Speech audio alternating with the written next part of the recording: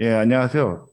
고양시 평화시민협약 준비위원회와 고양시가 공동으로 고양 시민들이 스스로 기획하고 만드는 평화시민협약을 위해서 준비위원회를 구성을 하고 추진위원회를 12월 말에 발족시킬 예정으로 이에 관한 그 다양한 그 지역 시민사회의 의견과 지혜를 모으고자 토론회를 세 차례 기획하고 있습니다. 오늘은 그 첫 번째 자리로 평화 시민 협약의 필요성과 역할이라는 주제를 가지고 그 토론회를 진행할 예정입니다. 아직 그 많은 그 현재 준비위원회는 그 19개 단체가 좀 참여를 하고 있고요. 그래서 그 토론회를 진행을 하면서 보다 많은 고향 지역의 그 민간 단체들이 참여할 수 있도록 이렇게 안내하고 해서 12월 15일 날 추진위원회 하는 때까지 최대한 많은 단체들과 지역 12월 인사들이 참여할 수 21일에 있도록 이렇게 할 예정입니다. 오늘은 1차 토론회를 위해서 두 분의 발표자를 모셨는데요. 한 분은 고양시정연구원의 안주호 박사님을 모셨고요. 한 분은 그 경기도 평화교육 그 실천협의회 이바다 대표님을 모셨습니다. 그래서 이런 그 고양시 평화시민협약 우리가 그 준비위원회를 구성해서 12월 달에 발족시키고자 하는 추진위원회 평화시민협약이 어떤 역할을 고양 지역사회에서 해야 되고 왜 필요한지에 대해서 뜻을 모아보는 시간이 되겠습니다. 그동안 사실 그 준비위원회를 그 구성하기 위해서 몇 차례 지역사회 단체들이 모여서 간담회를 개최한 바가 있습니다. 오늘 자리도 아마 그 간담회 연속의 시간인 것 같고요. 그래서 아마 간담회에 참여하셨던 분들은 어떻게 보면 좀 더 이렇게 좀 반복적인 논의 토론이 될 수도 있습니다만 고양 지역 사회 속에서 시민들과 공식적으로 평화 시민 협약에 대해서 논의하는 첫 자리인 만큼 그러한 그 취지와 의미를 갖고 끝까지 같이 참여를 해주시면 감사하겠습니다.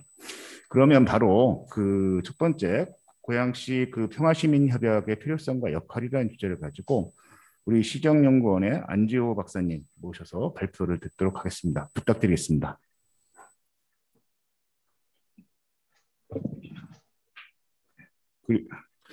그리고 그 안지호 박사님 발표하고 난 다음에 그다음에 바로 이바다 대표님 발표를 듣고 두 분 발표를 다 마친 이후에 질의와 종합 토론을 이어갈 수 있도록 이렇게 하려고 합니다.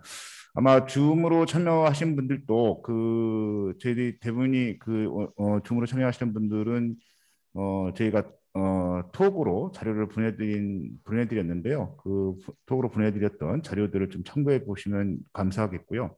그리고 발표를 시작하면 바로 관련 자료들을 화면으로 공유를 해서 보실 수 있도록 이렇게 하겠습니다. 그러면 안지호 박사님 부탁드리겠습니다. 예, 방금 소개받은 고양시정연구원의 안지호라고 합니다. 예. 오늘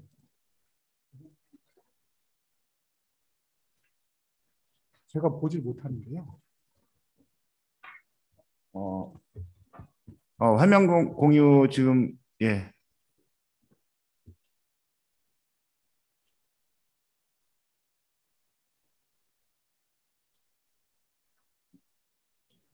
예, 시작하겠습니다. 우선 오늘 이렇게 귀한 자리 초대해 주셔서 감사드리고요. 일단 오늘 제 발표는 평화 시민협약이 왜 고양시에 필요한지에 대한 것을 중심으로 해서 말씀드리도록 하겠습니다. 예, 다음. 오늘 제가 말씀드릴 목차는 일단 조금 다르긴 한데요. 혁신이라는 얘기를 좀 해서 이 시민협약을 좀 풀어보려고 해요. 그래서 문제 제기해서 주로 혁신이 뭐고, 그다음에 그것과 이제 연관시켜서 시민협약인 혁신과 상당히 연관성이 있다는 말씀을 드리고 싶고요. 그다음에 이제 고양시 역사를 좀 보면은 상당히 이제 남북 대치 상황이 상당히 방어도시적인 성격이 강했어요. 그래서 방어도시 고향에 대해서 말씀을 드린 다음에요. 이제 남북 관계에서 이제 고양시가 이제 서울을 지키는 하나의 방어 도시에서 남북의 가교 역할을 하는 브릿지 역할을 하면서 중심 도시로 변하는, 그래서 방어 도시에서 중심 도시로라는 말씀을 드리고요. 그리고 이제 고양시가 이제 방어 도시에서 중심 도시로 가기 위한 가장 혁신적인 비전이라고 하는 측면에서 평화 시민협약에 대해서 말씀드리고요. 마지막으로 그러면 이제 평화 시민협약을 위해서 고양시가 뭘 해야 하는지에 대한 내용 이렇게 말씀드리도록 하겠습니다. 예. 다음. 예, 조금 뚱딴지 같은 얘기지만 혁신 얘기 좀 하겠습니다. 그래서 여기 쭉 보시면은 그 토마스 쿤의 과학혁명의 구조라는 책, 이게 이제 뭐 서울대생이 읽어야 할 100권 뭐 이런 걸 다 아시죠? 그래서 흔히 패러다임이라는 얘기는 많이 들어보셨잖아요. 네? 패러다임. 근데 이제 정작 중요한 거는 패러다임이 어떻게 바뀌는지에 대한 얘기는 없는데, 이 토마스 쿤 얘기는 이 패러다임의 전환이 어디에 있냐면은 혁신 혹은 혁명 혹은 과학의 발전은 아니라 바깥이라는 얘기래요. 바깥. 그러니까 예를 들면은 그 과학에서도 여당과 야당이 있는데 여당에서는 주로 바뀌지 않고 바깥에서 새로운 생각들이 와서 이 안에 있는 내용들을 바꾼다. 이런 내용이거든요. 그래서 딴 건 뭐 기억하실 필요는 없지만 토마스 쿤의 얘기를 하면 혁신이라는 것은 안에서 일어나는 것이 아니라 바깥이라는 것. 이 바깥이라는 게 새로운 혁신의 새로운 생각들을 집어넣는다. 이렇게 이해하시면 되겠습니다. 예. 다음 좀 보시죠. 그리고 이제 경제학에서 혁신 얘기하는 사람은 슌페터라는 학자가 있고요. 그래서 경제 발전 혹은 혁신은 누가 하는가? 이게 이제 슌페터가 얘기하는 기업가 혹은 기업가 정신 혹은 창조적 파괴라고 해요. 그래서 이 기업가는 주로 경제학적인 얘기인데 요거를 정책의 얘기로 돌리면 정책의 혁신은 누가 할까? 그래서 흔히 정책 선도자라는 게 있습니다. 그래서 오늘 말씀드리고자 하는 그 평화 시민협약이 하나의 고양시가 중심 도시로 나아가는 하나의 혁신적인 문화의 견인차 역할이 되지 않을까라고 해서 제가 문제 제기 차원에서 혁신의 얘기를 말씀드렸습니다. 다음은 이제 지금까지 이제 방어도시 혹은 접경도시 고양인데요. 지금까지 접경지역이라고 하면 남북과 대치 상황에서 수도권 3중 규제라고 하잖아요. 수도권 규제, 뭐 군사 제한 정비, 개발 제한 제한. 고양시 역시도 3중 규제 때문에 공장 시설들이 들어올 수가 없어요. 그래서 항상 고양시의 난제가 뭐겠습니까? 베드타운이잖아요. 어떤 산업 시설을 갖고 올 수 없는. 그러니까 지금까지 접경 지역의 의미라고 한다면 저발전의 상징, 혹은 전쟁과 불안, 혹은 변경, 뭐 이런 이미지잖아요. 그래서 옆에 그 화가가 쓴 그림 보면 약간 이런, 약간 뭐 부정적인, 혹은 뭐 이런 느낌들이 많이 강했습니다. 예, 다음. 그래서 고향은 이제 접경 지역에 속하고요. 다음을 보시면 이제 DMG라고 해서 군사분계선 이남, 남북 2km 이내의 지역들을 DMG라고 하고요. 그 밑에 민통선 지역이라고 있습니다. 그래서 민통선이 있고요. 그다음에 이제 접경 지역이 있고요. 고양시는 경기도의 동두천시, 고양시, 파주시, 김포시, 양주시, 연천군, 강원도 춘천시, 철원군 뭐 이렇게 해서 고양시는 법적으로 이제 접경 지역에 속합니다. 다음. 다음은 제가 고양시에 있는 예전 오래된 신문들을 찾아봤습니다. 그래서 거기에 있는 것들을 조금 기사를 좀 제가 읽어드릴게요. 그 머리글이 일산 신도시 진지화 개념 설계, 유사시 군사작전 감안 아파트 건설. 그래서 여기 빨간 줄 쳐진 걸 좀 읽어보면 이에 따라 일산 신도시의 도시계획은 시가지 내 남북도로는 좁게, 동서도로는 넓게 개설하고 시가전 상황을 고려 주요 지점의 전투시설 및 대공화 진지를 구축하며 아파트 등의 건물 배치는 군사작전을 감안 동서 횡적 방향으로 건립하는 것 등을 원칙으로 해왔다. 일산이 만들어질 때 이게 노태우 정권이죠. 그래서 뭐 노태우 정권 예를 들어서 여기 구사단 하단장도 했고 일산이라는 도시가 만들어졌을 때 이미 서울을 지키는 요새 도시의 그런 느낌이죠. 혹은 북한의 평안남도의 도청 소재지가 평성이라는 도시가 있습니다. 평안남도 도청 소재지인데 이것도 김일성이 평양을 지키는 성곽이 되어라는 의미에서 계획도시로 지어진 도시거든요. 마찬가지로 일산도 수도 서울의 서부권을 방어한 어떠한 진지 혹은 방어도시라고 할 수 있습니다. 네, 냉전 시기에 때요. 다음. 그러니까 이제 남북 관계가 진전이 되면서 저희가 이제 고향이 중심 도시로 저는 이제 발돋움할 수 있다는 생각이 들고요. 특히 문재인 정부 들어서 평화경제라는 축이 있잖아요. 그래서 신남방과 신북방을 나오는 상당히 글로벌한 차원입니다. 그래서 이렇게 보면은 평화경제에서 고양시가 핵심 도시가 될 수 있고요. 국내적인 차원에서 중심 도시뿐만 아니라 신남방과 신북방을 연결하는 상당히 글로벌한 차원까지 저희가 생각을 해야 되지 않을까라는 생각이 듭니다. 다음. 그래서 이거 되게 재밌는데요. 제가 2019년도에 고양시정연구원에 입사를 해가지고요. 김영기 팀장님 계시는 평화협력팀하고 해서 평화경제 특구에 대한 연구 용역을 닮았어요. 그래서 그때 제가 제일 고민했던 내용이 고양시의 평화경제 특구를 만들면 그 컨텐츠를 뭘로 할까라고 고민을 했는데 결론은 딱 두 가지더라고요. 지금까지 고양시가 잘했고 앞으로 미래 가치가 높은 산업들이 뭘까 고민하니까 첫 번째는 고양시에 병원 기관이 많아요. 암센터, 국립암센터, 건강보험공단 일산병원, 동국대병원, 뭐 일산 백병원, 명지병원, 뭐 차병원 거기뿐만 아니라 학교도 있죠. 동국대 바이오메디 캠퍼스라고 하는 의과대학도 있습니다. 그리고 또 하나는 저희 시가 잘 해오고 앞으로도 잘할 방송 영상 콘텐츠 산업입니다. 그래서 저는 뭐 머리에서 찾을 것도 없고 고양시가 앞으로 미래의 가치를 남북관계에 태우면 된다는 생각을 해가지고 이 고양시의 평화경제를 두 가지 축으로 구성한 거죠. 하나는 의료바이오, 보건의료, 또 하나는 방송영상 콘텐츠 이 두 축이죠. 다음.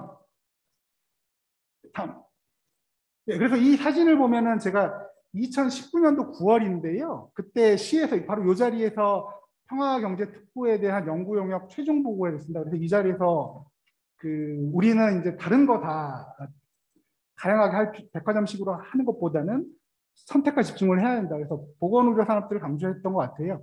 다음. 네, 그래서 시에서 다행히 제가 이제 제안을 하니까 평화미래정책관실에서 국립암센터하고 고양시하고 저희 시정연구원하고 남북보건의료 간담회를 9월에 여기 만들었어요. 가운데 시장님 보이시고 저희 원장님 보이고 그 옆에 이제 전 국립암센터 이은석 원장님 보이시죠? 그래서 시하고 저희 연구원하고 암센터하고 해서 남북보건의료의 TF가 만들어졌습니다. 그래서 한 6번 회의를 했고요. 다음. 그래서 이게 작년 6월에 고양시의 지원을 받아가지고요. 국립암센터 평화의료센터가 개소가 됐습니다. 그래서 주로 남북보건의료의 하나의 저희의 센터, 중심지 역할을 하는 것들을 시에 두고, 암센터에 두고 시와 시정연구원과 하는 산학연이라고 하는 새로운 플랫폼이라고 할 수 있죠. 그래서 저희가 작년 팀장님하고 지원을 받아서 6월 10일 날 개소를 했고요. 다음. 그다음 한 달 뒤에 저희가 이종석 장관님 모시고 제1회 고향 평화 의료 포럼이라고 했습니다. 그래서 작년 이때 뭐 저희가 고향 평화 의료 선언도 하고 상당히 큰 고양시 가장 간판 포럼 이런 것들을 저희가 기획을 하고 있습니다. 다음. 예. 그리고 요거는 이제 작년보다도 훨씬 더 저희가 서울대학교 의학센터하고 국립암센터하고 저희 연구원하고 해서 한반도 평화의료교육연구센터라는 그런 아이디어를 연구 영역에 했고요. 그 내용을 중심으로 발제가 됐고요. 여기 보시면은 점점 이 포럼들이 커지고 있다는 것도 아십니다. 저희 고양시에 있는 모든 지역구 국회의원들뿐만 아니라 통일연구원 원장님, 적시자 회장님 다 오셔서 점점 저희 고양시의 평화의료 포럼이 간판 포럼으로 점점 있고요. 내년에는 저희 김영기 팀장님이 좀 더 글로벌한 차원에서 국제 포럼까지 생각해 주고 계신 것 같습니다. 그래서 좀 말씀드리면은 사실 의료바이오라는 게 사실 고양시에서 하겠다고 하는 게 얼마 되질 않았습니다. 그래서 평화미래협력관실과 암센터와 이렇게 하면서 지금 테크노밸리 안에 테크노밸리의 중요한 콘텐츠가 의료바이오가 들어간 계기도 평화미래협력관실에서 암센터 하면서 시에서 아주 중요한 자산을 생각하고 있죠. 그래서 불과 한 2년 좀 된 일이지만 어쨌든 제가 보고서에서 제안했던 일들이 시에서 호응을 해주고 뭔가 사업으로 이렇게 구체화되면서 느낀 생각은 정책이라는 게 하나의 작품 같다는 생각을 했죠. 그래서 제 보고서로 끝나는 것이 아니라 사람과 연계되면서 고양시가 발전할 수 있다라는 생각을 하게 됐습니다. 다음은 이제 평화 시민협약으로 오게 되는데요. 산업적인 측면에서 이제 앞으로 평화 경제가 고양시에서 상당히 중요하다는 말씀을 앞에 드렸고요. 이러한 산업적인 측면들도 있지만 저희가 하나의 중심 도시가 되기 위해서는 도시 문화라는 게 있습니다. 그래서 17세기, 18세기 유럽의 최강국이 네덜란드였거든요. 그래서 네덜란드에 상당히 혁신적인 시민 문화 혹은 관용적인 문화가 있었고요. 혹은 미국의 실리콘밸리 아시죠? 샌프란시스코에 있는. 상당히 샌프란시스코가 미국에 상당히 선도적이고 상당히 관용적인 문화들을 갖고 있어요. 그래서 마찬가지로 저희가 평화경제를 선도할 수 있는 고양시 중심 도시가 된다면 이러한 시민 문화 혹은 대한민국을 선도하는 뭔가 브랜딩적인 것들이 필요하다. 문화가 필요하다. 그래서 저는 이게 평화 시민협약이라고 이름을 붙여봤습니다. 다음. 그래서 일단은 저희가 이제 분단 체제라는 게 있습니다. 분단 체제를 성찰해 보면 흔히 저희가 이제 남북한 대치로 인해서 분단 체제 장기화로 인해서 여러 가지 사회가 점점 고비용되는 추세가 있죠. 점점 대화 타협이라는 것들이 어려워지고 점점 극단으로 치닫는 좌와 우가 경쟁 심화되는 것들이 있고요. 또한 분단 체제의 발전에서 한강은 저희가 뭐 발전 경제 60년, 70년대는 10% 경제 성장을 했지만 지금과 같은 상태에서는 뭐 2, 4%잖아요. 그래서 새로운 경제 동력이 필요한데 그것은 남북 관계를 통한 새로운 동력 그거밖에 없는 것 같아요. 그래서 압축적 성장이나 새로운 동력들을 확보하기 위해서는 남북 관계가 반드시 필요하고 그 중심에는 접경적 고양시가 있다는 생각이고요. 그다음에 이제 독일 통일의 원동력이라고 하는 것들은 그 철저한 그 과거의 성찰, 그다음에 민주주의와 시장경제라고 하는 사회적 시장경제 체제가 있고요. 그다음에 신동방 정책과 동독 주민들의 신뢰 확보가 통일의 원동력이 됐고요. 그다음 소득사회의 자기 성찰이 통일의 원동력으로 작용했습니다. 다음입니다. 그래서 일단 넓게 보면 오늘 그 평화 시민협약 말씀하기 전에 일종의 평화 시민협약 역시 넓게 보면 사회협약이라고 볼 수 있고요. 사회협약의 개념들을 쭉 보시면은 사회협약은 경제 위기와 같은 사회 공통의 문제를 해결하기 위해서 사회 주요 주체들이 체결하는 일종의 사회적 약속이라고 할 수 있고요. 그래서 이 주로 사회협약들이 처음에 등장한 국가들이 자본주의가 발달한 주로 서유럽 대통령들의 사회협약의 본격화한 2차 대전 이후에 좀 프랑스가 최초가 되겠고요. 우리나라 얘기를 하자면 우리나라에서 이제 사회협약에 대한 얘기는 이제 김대중 정부 때 들어오게 되는데요. 그때 저희가 다들 들어보셨을 거예요. 노사정위원회라고 하는 그래서 IMF 체제 경제위기 당시 경제위기 극복을 위해서 노사정 협약을 다 했던 그런 게 최초였고요. 그다음에 2006년에는 이제 저출산 고령화 문제를 중심으로 사회협약을 체결했고요. 뭐 이런 주로 경제적인 측면에서 사회협약이 이루어지고 있다는 것을 알 수 있습니다. 다음. 예, 다음은 이제 통일국민협약입니다. 문재인 정부 들어와서 100대 정책 공약 가운데 하나죠. 그래서 문재인 정부가 출범해서 가장 핵심적인 것 중에 하나가 통일 분야에서 통일국민협약을 추진하겠다라는 내용입니다. 그래서 그 공약상의 내용들을 보면 우선 체결의 필요성들을 보면은 이게 남북 문제뿐만 아니라 남남 갈등 문제도 상당히 치열하죠. 거기에 대한 비용도 많이 들어가고 그래서 남남 갈등 및 양분화된 정책 문제로 통일 정책 추진력이 약화되고 있습니다. 사회적 합의와 협력 고대를 통해서 대북이나 통일 정책 등에 대한 지속성을 확보할 필요가 있고요. 그래서 이를 위해서 시민사회, 국회, 여야 등 한국 사회 모든 주체들이 북한 통일 문제에 대해서 어떤 합의를 좀 만들어 보자라는 것이고요. 결국 이 통일국민협약 체결의 성격들을 좀 보시면은 최초로 이제 통일국민협약은 2007년에 그 조한범 박사님 통일연구원 조한범 박사님 좀 개념을 하신 것 같아요. 그래서 문재인 정부의 국정 과제로 채택이 돼 있고요. 대북 통일정책의 국민적 합의와 사회적 약속이라고 할 수 있고 진보와 보수의 어떤 차이를 인정하는 기초 위에서 최소주의적 합의를 통해서 민족 문제 기본적 행위 규범을 마련하는 것이라고 할 수 있습니다. 그래서 통일협약의 주요 내용들을 보시면 전문 및 협약 추진 목표가 들어가야 되겠고요. 통일의 필요성에 대한 국민적 합의, 통일의 절차와 형식에 대한 국민적 합의, 그다음 남남 갈등과 통일 문제, 그다음에 뭐 민족 문제의 정쟁과 강제에 대한 의지 표명, 뭐 협약 이행 당사자들의 임무, 협약 이행기구 구성안 이행 방안, 이런 내용들이 주로 체결의 내용으로 들어가 있습니다. 다음은 평화 시민협약입니다. 그 앞에 얘기한 거는 이제 통일국민협약이잖아요. 근데 이게 통일국민협약이 체결이 어려운 게 지금 국회에서 여야가 대북 문제를 가지고 상당히 갈려 있잖아요. 그래서 이게 중앙정부 차원에서는 상당히 크기 때문에 협약을 만들어내는 것도 상당히 어렵습니다. 그러나 이게 지자체 단위로 가게 되면 특히 고양시가 접경 지역에 속하고 남북관계의 진전이 고양시의 발전과 연계되어 있는 고양시라면 이게 보수적인 차원에서도 이걸 받아들일 수 있다는 생각이 들어가지고 그 통일연구원 조한만 박사님하고 2019년도에 저희가 포럼을 열었어요. 그래서 그때 이제 고양시가 통일국민협약이 체결이 상당히 어려우니 지자체에서 처음으로 한번 평화시민협약을 하는 게 어떠냐 이런 내용들을 말씀드렸습니다. 그래서 평화시민협약의 의의라고 할 수 있는 건요. 국정과제인 통일국민협약의 의의에도 불구하고 협약 체결에 다양한 제약 요인이 상존한다는 거죠. 아까 중앙 단위에서는 상당히 다양한 주체들이 있기 때문에 통일 문제나 평화 문제를 가지고 합의하기가 상당히 어렵다는 것이고요. 그래서 중앙정부 및 국가적 차원에서 통일국민협약 체결에는 한계가 있다.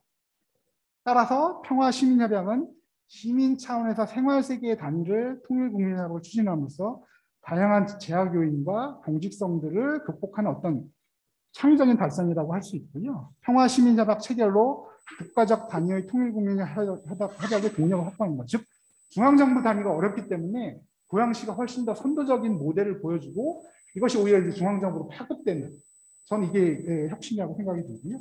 어쨌든 다발적인 평화시민협약 체결 등을 통하고 이것들을 네트워킹화해서 통일협약 추진 체계를 완성할 수 있습니다. 그래서 중앙정부가 어렵다면 고양시가 먼저 할 수 있다는 것들을 저희가 보여줄 필요가 있고요. 특히 이제 지자체 단위에서는 직접 민주주의의 실현, 이렇게 친화력이 더 강하기 때문에 정치적 이해관계로부터 상대적으로 잘 돕기 때문에 통일국민협약보다는 저희가 훨씬 더 용이하다는 말씀을 다시 한번 드리겠습니다.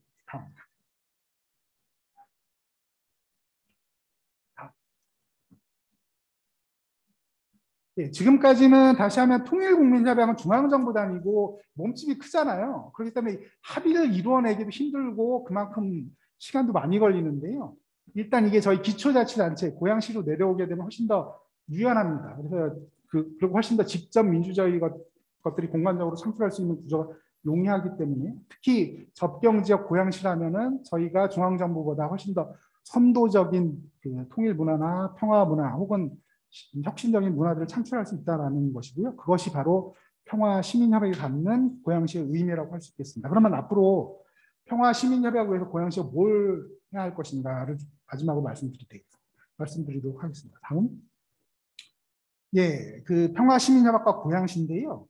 앞서 말씀드린 대로 고양시는 보건의료, 방송영상 콘텐츠 산업들을 통해서 한반도 평화경제 중심지라고 할 수 있고요. 한반도 평화경제에서 경기 서부권에서 핵심 도시에 해당합니다. 그래서 우수한 접근성과 인프라들이 있고요. 특히 이제 개성공단이나 인진각, 우선 전망 평화자산들이 인접해 있습니다. 그리고 수도권과 접경 지역의 특성들을 겸비하고 있고요. 특히 이제 고양시는 문화, 컨벤션, 정보 등 4차 산업 친화형 도시로 볼 수 있고요. 접경 지역 가운데서는 가장 인구 수도 혹은 스마트적인 최고의 자산들을 보유하고 있고요. 시민사회 관련해서 저희 시가 경기 북부에서는 가장 강력한 혹은 가장 좋은 시민사회 생태계를 가지고 있는 것 역시 훌륭한 자산이라고 할 수 있습니다. 다음은 그 평화 시민협약의 친화성에 대한 부분인데요. 고양시는 평화 시민협약으로서 어떤 최고의 유효한 장소라고 할 수 있고요. 한반도 평화의 상징성과 경쟁력을 겸비하고 있고요. 한반도 평화경제 지대의 고양시 위상과 장점을 활용할 경우에 평화 시민협약의 동력 확보가 가능합니다. 그래서 접경 지역 최대 도시로 시민사회 역량 및 시 차원에서 역량을 동력으로 확보할 수 있고요. 수도권과의 연계를 통해서 후방 지원의 확보가 가능합니다. 그래서 최근에 제가 가장 관심을 갖는 것 중에 하나가 저희 고양시의 아주 훌륭한 자산이 최인훈 선생님이 화정에 오래 하셨다고 그러더라고요. 그래서 최인훈 선생님이 쓰신 작품 중에 하나가 광장이라는 게 있잖아요. 그래서 남북의 그 중간지대들을 얘기를 하는데요. 그래서 이 좋은 것들을 조금 더 스토리텔링 한다 그러면 이 시민사회에서 저희가 중앙정부가 할 수 없는 새로운 그 평화 문화 혹은 관용적인 문화들을 창출하지 않을까라는 생각이 듭니다. 다음은 이제 추진 과정인데요.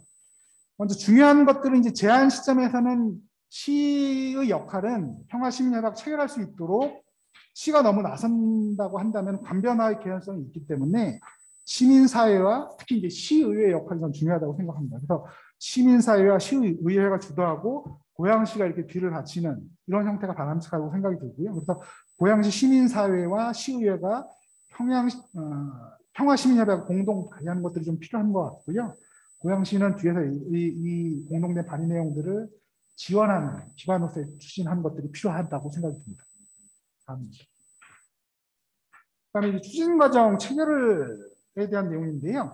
고양시 시민사회와 시의회가 협력들을 통해서 평화심리학 체결을 주도하되 추진 과정들을 중립화하고 독립할 필요가 있습니다. 그래서 고양시의 진보뿐만 아니라 보수 진영들, 각 분야의 주체들이 모여서 다양한 생각들이 있겠죠. 그래서 이것들을 통해서 외연을 확장하는 게 필요하고요. 다음은 평화심리협약 추진 시민회의를 구성해서 협약 내용, 형식, 추진 방안들을 논의하는 이 과정들이 상당히 중요하고요. 그래서 이때에는 본회의와 실무회의를 구분해서 고양시가 본회의의 시대표로 운영 및 사무처의 기능들을 지원하는 이런 것들을 생각해 볼 수 있습니다. 그리고 이제 시민사회, 의회, 단체, 그다음에 시장 등 각 대표들이 협약에 서명하는 것. 그래서 통일 국민협약을 국정과제로 설정한 현 정부 임기 내 체결을 목표로 해서 점진적, 단계적으로 추진하는 것들이 필요합니다.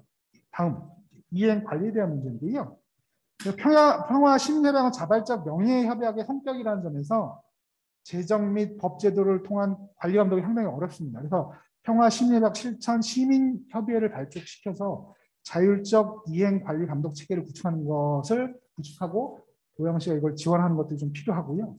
평화 시민협약 이행을 위한 사회운동의 거점으로 발전시키고 협약 위반 감시 기능들을 담당하는 것들이 필요합니다. 그래서 협약 이행 및 위반 사례들을 좀 평가하고 이러한 사항들, 프로세스에 대한 과정들을 백세 형태로 발간하는 것들이 좀 필요하지 않을까라는 생각입니다. 다음은 이제 중장기 발전인데요, 마지막으로. 이게 같이 가야 된다. 평화 경제와 이 평화 심리와 혁신적인 문화는 같이 가는 거거든요. 그래서 앞으로 고양시가 평화 경제를 추구하기 위해서는 시민들이 상당히 평화 혹은 혁신적인 문화 같이 가야 되는 거고요. 그래서 고양시가 앞으로 남북보건의료라고 한 축을 집중적으로 투자하고요. 이 평화 경제라는 한 축이 돌기 위해서는 평화 문화라고 하는 혁신적인 문화가 지원하지 않으면은 상당히 어렵습니다. 그래서 중장기 발전 방향을 보시면은 평화라는 고양 브랜드를 프로젝트로 발전시키는 것이 필요합니다. 그래서 고양시 자체의 통일 공감대 혹은 평화 공감대의 형성의 모델 및 고양시 평화 모델로 발전시키는 것들이 필요하고요. 고양시를 대한민국 더 나아가서는 글로벌한 차원에서 평화 문화의 아이콘 및 랜드마크화하는 전략들이 필요합니다. 그래서 평화 시민협약들을 동력으로 해서 평화 프로그램들을 다양한 평화 프로그램들을 만드는 거죠. 그래서 평화 시민 평화 페스티벌, 평화시 시민 평화상, 평화 시민 평화 학교 등 이것뿐만 아니라 고양시에 제가 말씀드린 최인훈이라는 좋은 저희가 평화적 자산도 있고요. 그다음 고양시에 한국교육방송이라고 좋은 하는 또 헤드쿼터가 있습니다. 그래서 이러한 여러 가지 평화 문화 창출들을 위해서 다양한 시의 자원들을 통해서 이 시민사회와 산업들을 연동시킬 때 앞으로 고양시가 대한민국의 평화경제 혹은 시민사회 문화들을 선도적으로 이끌어 나갈 도시가 되지 않을까라는 생각이 듭니다. 이상으로 제 발표 마치겠습니다. 감사합니다. 네, 감사합니다. 아마 그 2019년도에 고양시 그 평화경제 구상 연구를 하시면서 정리하셨던 그때 당시 제안 주셨던 평화시민협약에 대한 골조를 이렇게 말씀을 좀 주신 것 같습니다. 아마 오늘 그 안 박사님이 제안 주셨던 내용들은 저희들이 세 차례 토론을 통해서 좀 나눠서 이렇게 토론을 해야 되는 부분들을 좀 포괄적으로 제안을 주신 것 같습니다. 오늘은 그 시민협약의 필요성 또 역할 이런 부분에 좀 집중해서 좀 토론을 해주시면 해주시면 감사하겠고요. 아마 두 번째 저희들이 준비하고 있는 토론회가 아마 이런 추진 방식에 대한 문제이고 세 번째가 그러면 구체적으로 어떤 사업들을 할 것인가 이렇게 좀 나눠서 토론이 준비되고 있습니다. 그래서 오늘 안 박사님이 제안 주셨던 것들이 이런 부분들에 대해 포괄적인 내용들이어서 좀 이렇게 오늘 그 토론회에 참여해 주신 분들 좀 그 잘 정리를 해서 주제에 맞게 토론해 주시면 감사하겠고요. 바로 이어서 그 경기도 평화교육 단체협의회 대표이신 이바다 대표님께서 그 고양시 평화시민협약의 필요성이라는 제목으로 발표를 해주시겠습니다. 예, 부탁드립니다. 네, 제가 여기 칸마이가 있어서 좀 걷고 해도 될까요? 소리가 그리고 자료 공유 좀 부탁드리겠습니다. 네, 좀 이해해 주시면 이거 조금만 벗고 하겠습니다. 네, 안지호 박사님께서 평화시민협약을 이론적으로 또 경제적인 부분 혁신에 연관시켜서 좀 설명을 해주셔서 이 평화시민협약이 앞으로 방향을 어떤 방향으로 가야 될 것인가 큰 그림을 그려주셨습니다. 저는 시민단체에서 활동하는 활동가로서 고양시 평화시민협약 그 필요성을 우리의 삶 속에서 일상에서 한번 생각을 해보자 합니다. 저는 경기도 평화통일교육단체협의회 대표로 활동하고 있는 이바다입니다. 오늘 저는 고양시 평화시민협약의 필요성에 대해서 말씀을 드리고자 합니다. 진행자께서도 말씀을 하셨습니다만은 지금 우리 이 회의가 여러 차례 지금 진행이 되고 있고 진행되면서 논의의 깊이나 또는 참여하는 인원이 점점 많아지고 있습니다. 오늘 그 이제 토론을 첫 번째일 텐데요. 저는 우리 고양시 어떤 현황에서 살펴볼 때 우리 한 세대를 30년 봤을 때 이제 고양시는 3세대가 살고 있습니다. 대략 70대 이상의 어르신들을 1세대로 본다면 40대에서 60대까지 정도 2세대이고 30대 이하를 3세대라고 할 수 있겠습니다. 저도 오늘 이제 이번 이런 그 논의를 하기 위해서 이 자리에도 이제 몇 차례 왔었는데 지금 앞에 계신 우리 어르신들을 이렇게 뵈면서 참 많은 것을 또 생각하고 그랬습니다. 지금 여기에는 3세대 분들은 안 계신 것 같아요. 2세대, 1세대 이렇게 이제 계시는데 제가 어르신들을 보면서 좀 생각을 해보니까 우리 1세대 어르신들은 한국 전쟁과 베트남 전쟁을 직접 체험한 전쟁 세대이구나라는 것을 정말 실감할 수 있었습니다. 2세대, 저가 이제 포함이 되는 세대일 텐데요. 독재 정권에 맞서서 민주화를 외쳤던 민주화 세대 세대이고, 그다음에 3세대는 요즘에 이제 한참 주력으로 떠오르고 있죠. 일자리가 부족한 상태에서 공정을 최고의 가치로 여기는 세대로 특징 지을 수 있겠습니다. 이렇게 대략 90년에 걸쳐 펼쳐진 한반도에서의 삶은 전 지구적으로 다른 어디에서도 찾기 어려운 말 그대로 격변의 연속이었습니다. 그렇다 보니까 이제 어르신들하고도 얘기를 나누다 보면 그렇습니다. 전쟁 세대, 1세대 어르신들은 2세대 민주화 세대를 볼 때 안보에 있어서 참 취약하다. 그래서 좀 우려를 많이 표하시고 있고요. 이제 저희 입장, 민주화 세대가 이제 공정 세대라고 할 수 있는 3세대, 좀 젊은 세대를 볼 때는 왜 이들은 민족이랄지 정의, 뭐 평화 이런 거대 담론을 얘기하지 않고 자기 주변의 일들에 관심, 즉 이기적이고 계산적으로 생각을 하는가 이런 부분에서 좀 우려를 하는 게 현실인 것 같습니다. 거꾸로 3세대인 이 공정 세대의 눈에 이 민주화 세대는 말만 앞세우고 성과는 없고 실제로 말과 행동이 다른 위선자 집단 아니냐 이렇게 부정적으로 또 보는 경향이 있고요.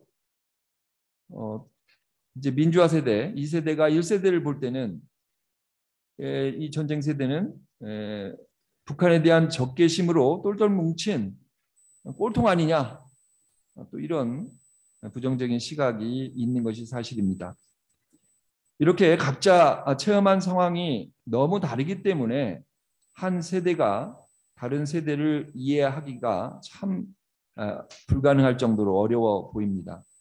그런데 저는 희망을 본 게 몇 차례 우리 어르신들 1세대 지금 선배님들을 보면서 제가 생각한 것보다도 훨씬 더 열려 있는 그런 모습들 또 그런 말씀들을 접할 수 있었습니다. 그래서 그런 여지들이 이제 있습니다만 어쨌든 전반적으로 대체로 이렇게 좀 규정을 지어 본다면 또 하나 큰 문제가 있죠. 이제 이 세 세대가 각자 체험한 청년기에 이게 다른 속에서도 이 세 세대, 3세대가 모두 공유하는 현실이 있습니다. 우리 안지호 박사님도 말씀하셨습니다만 그것은 다름이 아닌 남과 북으로 분단된 조국, 바로 분단인 것입니다. 우리가 의식하든 그렇지 않든 또는 인정하든 아니든 분단은 현재를 살아가는 우리 모두에게 흑과 백이라는 이분법을 강요해 왔습니다. 우리 시대의 이 세대 갈등, 앞에서 말씀드렸듯이 이 세대 갈등이 이 분단이라는 또 다른 지뢰밭을 통과하면서 소위 남남 갈등으로 탈바꿈 되는 것이죠. 남남 갈등 국면에서는 옳고 그름이 중요하지 않습니다. 객관적이고 합리적인 것도 본질이 아닙니다. 문제가 생겼을 때 그 문제의 원인을 찾아서 해결하는 것도 사실은 관심사가 아닙니다. 문제는 내 편이냐 아니냐인 것이죠. 내 편이 아니면 설령 상대가 옳다 하더라도 그게 부숴야 할 거대 악으로 치부할 수밖에 없는 현실인 것입니다. 자, 이게 이런 그냥 큰 거칠게 규정을 했다면 그것을 좀 더 이제 구체적으로 한번 생각을 해보고자 합니다. 이 자리에 계신 분들 뭐 다 알고 계시겠지만 고양시에는 그 극명한 예가 있습니다. 바로 금정굴 사건입니다. 금정굴 사건은 얼마 전까지만 해도 거론돼서는 안 되는 금기 대상이었고 혹여 언급되더라도 언급되는 순간 서로 얼굴을 붉히며 적대감을 드러내게 하는 주제였습니다. 이제는 많이 달라졌죠. 이제 이 금정굴 사건을 넘어서야만 합니다. 금정굴 사건을 넘어서지 못하는 한 우리는 남남 갈등의 굴레에서 빠져나올 수 없습니다. 왜냐하면 우리 모두의 내면에는 그 모습을 달리하는 수많은 금정굴 사건이 도사리고 있기 때문입니다. 저는 이제 이런 모든 것의 원인이 결국은 분단에 귀착이 된다. 이렇게 이제 보고 있는 것인데요. 제가 오늘 고양시 평화시민협약의 필요성을 말씀드리고자 하는 것은 우리가 의식하지 못하며 살아가고 있는 우리 내면 속에 금정굴 사건을 극복하기 위함입니다. 우리 내면에 깊이 박혀있는 분단의 뿌리를 끊어내고 그 자리에 화해와 협력 그리고 공감을 채워 넣어야 한다는 절박함 때문입니다. 이제 우리는 분단의 자리에 평화, 증오의 자리에 소통을 채워 넣어야 합니다. 앞에서 안지호 박사님 설명해 주셨는데요. 통일국민협약에서 이미 우리가 어떤 것들은 최소로 지키자, 이런 것 정도는 보수, 진보, 또 생각이 다르더라도 이런 것들은 같이 지켜내자라는 그런 합의들은 우리 국내에서도 그런 시도가 된 적이 있고 국외에서도 그렇습니다. 문제는 그런 협약, 선언이 아무리 있다 한들 우리 삶 속에서 일어나는 이런 구체적인 문제 속에서 여전히 갈등이 있고 여전히 화해하지 못하고 여전히 공감하지 못한다면 그것은 일시적인 선언이고 일시적인 이벤트에 지나지 않을 것입니다. 저는 우리 고양시 평화시민협약이 구호로 그치는 것이 아니라 우리 삶 속에 내재되어 있는 우리 내면에 뿌리 박혀 있는 이런 갈등의 요소들을 찾아내서 그것을 허심탄회하게 같이 논의하고 고민하고 서로를 이해하는 그런 과정이 되어야 된다고 생각을 합니다. 세대, 이념 등 의견이 다른 사람들이 서로 만나야 합니다. 만나서 이야기를 나눠야 합니다. 처음에는 어색하고 서투를 수 있습니다. 진정성과 절박한 마음으로 만나서 이야기하는 속에서 서로 조금씩 이해할 수 있을 것입니다. 이런 것들을 역시 안주 박사님 지적하셨습니다. 국가적인 차원 쉽지 않습니다. 정치가들 쉽지 않습니다. 정부와 정치가들은 못하지만 우리 평범하고 진솔한 시민들이 마음을 열고 만난다면 충분히 할 수 있을 것으로 믿습니다. 저는 몇 차례 우리 선배님들을 만나면서 그런 가능성들을 확인할 수 있었습니다. 다양한 생각을 갖고 있는 우리 고향 시민들이 모여서 그런 평화와 소통의 길을 만들어가는 것이 고향 평화시민협약의 취지라고 생각합니다. 오늘 토론회를 시작으로 두 번의 토론회를 더 거치면서 충분한 논의, 충분한 준비를 해서 12월 15일에는 정식으로 고양시 평화시민협약 추진위원회를 발족할 것입니다. 그렇게 발족된 추진위원회가 올해는 준비 단계였다면 이제 더 구체적인 실질적인 내용을 가지고 2022년도에 다양하고 실질적인 활동에 나서야 할 것입니다. 이 논의를 시작하면서 저는 오늘 두 가지 토의 주제를 제안드리고자 합니다. 첫 번째는 토론이 돼야 할 내용을 선정하는 일입니다.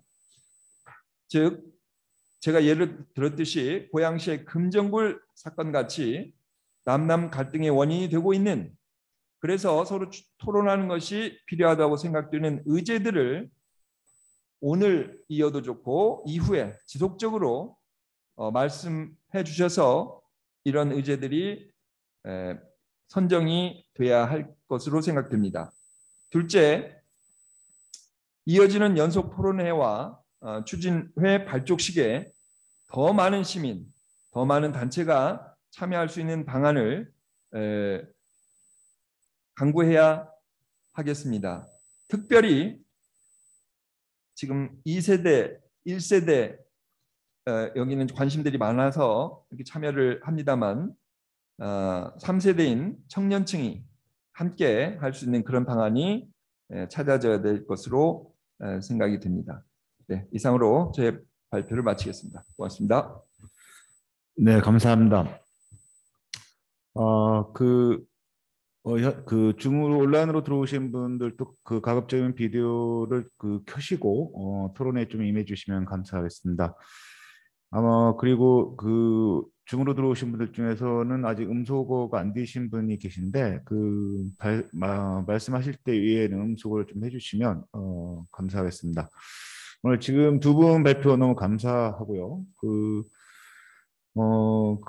저희 안지호 박사님께서 말씀 주셨던 것처럼 평화통일 시민협약이 고양시가 생각하고 있는 평화시민협약에 대한 골조를 말씀을 주셨고, 우리 이바다 대표님께서는 고양 지역 시민사회의 다양한 지혜들을 모아 이게 분쟁과 갈등을 화해와 치유에 그런 평화 도시로 만들어가기 위한 하나의 과정으로서 평화 시민 협약에 대한 필요성을 좀 말씀을 주셨습니다. 이 두 분 말씀에 대해서 오늘은 아까 이발 대표님이 두 가지 토론 제안을 말씀을 주셨는데, 하나는 그 향후 토론되어져야 되는 의제를 좀 제안을 주십사라는 말씀을 주셨고요. 하나는 이제 좀 다양한 그 참여 방안에 대해서, 특히 이제 청년층의 참여를 방안이 무엇인가에 대해서 이렇게 지금 토론 의제를 주셨는데, 아마 향후 토론을 해가야 되는 의제들에 대해서는 두 번째, 세 번째 토론에서 계속 지속적으로 또 내년도에 이렇게 그 의제 선정을 하기 위한 별도의 프로세스를 아마 만들어야 되지 않을까 이렇게 생각이 좀 듭니다. 그래서 오늘은 그동안 토론 과정에서 논의를 해왔던 사안이긴 합니다만, 평화시민협약의 목적과 역할 부분에 한해서 정리하는 자리가 되었으면 좋겠고요. 이 부분에 한정해서 좀 토론을 해주시면 감사하겠다라는 말씀을 드리고요. 줌이나 저 줌이 사라졌는데요. 예. 그 줌이나 현장에 계신 분들 중에서 두 분 토론 발표하신 분들에게 질의사안이나 다른 좀 이렇게 의견이 있으시면 말씀을 주시는 순서를 좀 갖겠습니다. 가급적 한 분당 2분 내지 3분 안에서 이렇게 좀 토론을 해주시고, 그래서 다양하게 토론에 참여할 수 있도록 해주시면 감사하겠고요. 줌에 참여하신 분들 중에서는 그 토론을 하실 경우 좀 이렇게 손을 들어주시면 감사하겠습니다. 그러면 말씀하실 수 있는 기회를 드릴 수 있도록 하겠습니다. 예, 그 현장과 그 줌에 들어와 계신 선생님들 그 의견 말씀 부탁드리겠습니다.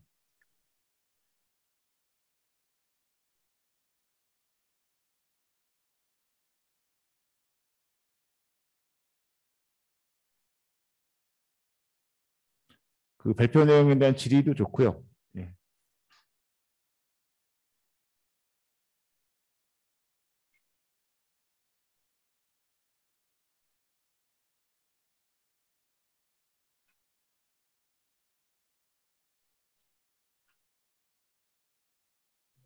예, 선생님.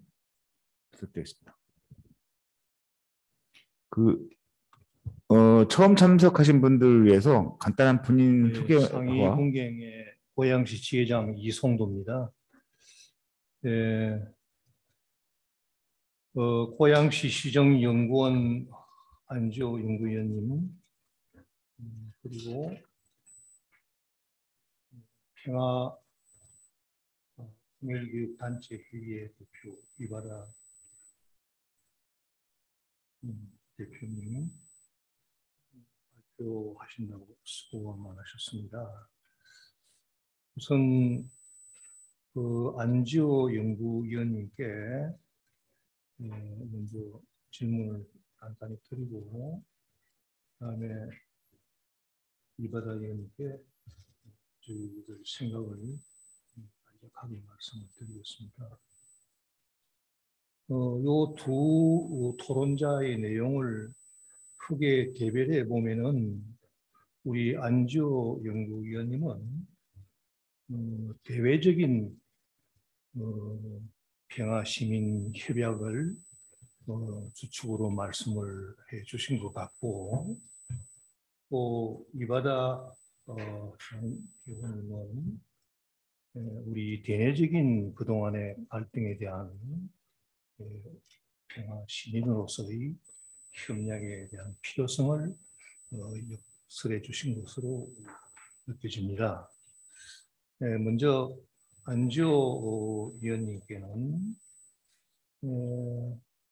우리 고양시가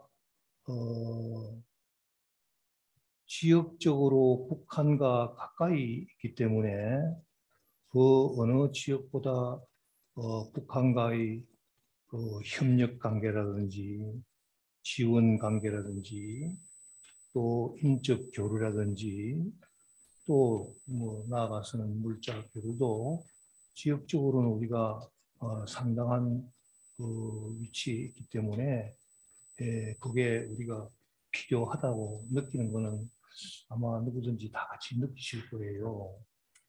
그런데 우리가 이 문제를 해결해 나가기 위해서는 지금까지 우리 고양시가 어떠한 역할을 했는가 하는 과거의 행적도 일부 말씀을 해 주셨습니다. 그런데 이것을 좀 더 말하자면은 구체적으로 많은 사례가 있다면 더 나열해서 우리 토론 참석자들에게 이해를 좀 시켜주셨으면 고맙겠습니다.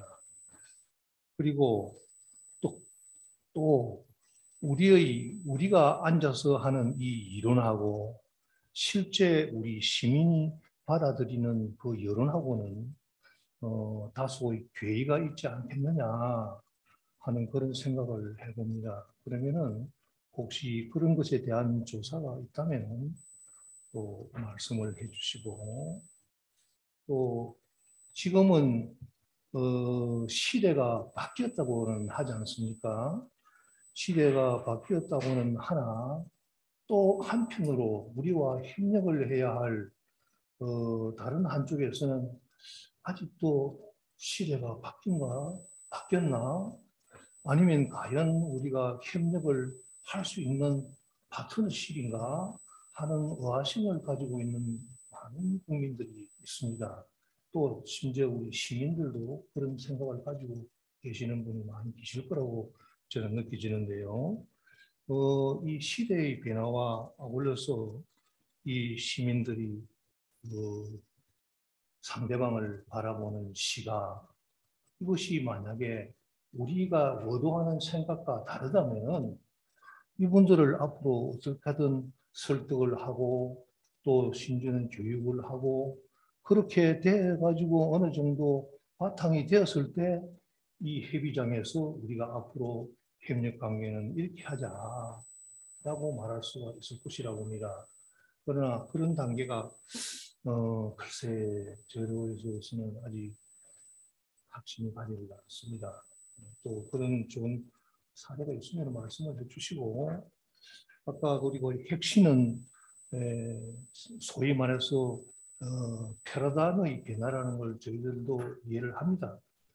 그 패러다임의 변화가 우리만 변했으면 되는지는 알 것이라고 보는데 상대방과의 어떤 그런 변화의 길을 말하자면 이끌어 나갈 수 있는 또는 변화를 유도할 수 있는 좋은 방책도 있다면 말씀을 해주셨으면 우리 모든 사람들에게 큰 도움이 되지 않을까 생각을 합니다. 우선 거기에 대해서 말씀을 해주시고, 또 저희 생각이 좀 틀렸다면 또 이 자리에서 바르게 좀 일깨워 주셔도 고맙겠습니다. 그리고 이바다님은 이게 우리의 분단에 참 오랫동안 겪어나왔던 분단에 참 풀지 못했던 숙제들이었습니다. 그런데 저희들은 이제 일종의 보수의 진영에 앉아 있는 사람들이라고 지칭을 해도 좋겠습니다. 그러나 오늘날 저희들이 말하자면은 굉장히 이 코로나로 인해서 어려운 상태인데 또 불구하고 오히려 역차별을 받는다 하는 느낌을 굉장히 많이 받습니다. 역차별을 받는다고. 과거에 너희들이 우리한테 어떻게 했는지 아느냐? 우리가 오늘날 당신들이 괴롭다고 하고 어렵다고 하지만은 거기에 대해서 협력을 할 수 있는 여유의 마음은 지금 갖고 있지 않다고 저희들도 보고 있습니다.